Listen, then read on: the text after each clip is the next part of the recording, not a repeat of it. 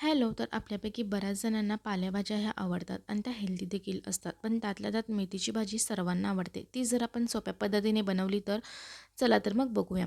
तर त्यासाठी कढईमध्ये मी 2 चमचे तेल घातलेलं आहे. तेल गरम झाले की 3 ते 4 लसणाच्या कुड्या आहेत ते ठेचून घालायच्या आहेत. एक हिरवी मिरची मधून कट करून घालायची आहे आणि एक जोडी मेथी आहे ते आपल्याला बारीक स्वच्छ करून बारीक कट करून ह्याच्यामध्ये घालायची आहे. अर्धा मिनिट तेलामध्ये परतवायचे आहे. त्यानंतर इथे आपल्याला तुरीची डाळ आहे ते 15 ते 20 मिनिटे भिजत घालायची आहे आणि त्यानंतर ह्यामध्ये मिक्स करून घ्यायचं आहे.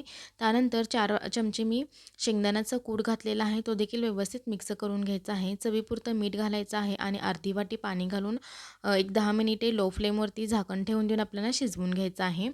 तर अशा पद्धतीने तुम्ही मेथीची भाजी करून पहा, खूप छान लागते आणि ही भाजी गरमागरम जुंधळ्याच्या भाकरीबरोबर तर अतिशय चविष्ट लागते. त्यामुळे तुम्ही ही रेसिपी एकदा नक्की ट्राय करा. तर 10 मिनिटे झाल्यानंतर आपल्याला ह्याचं झाकण काढून घ्यायचं आहे आणि ती व्यवस्थित मिक्स करून घ्यायचं आहे.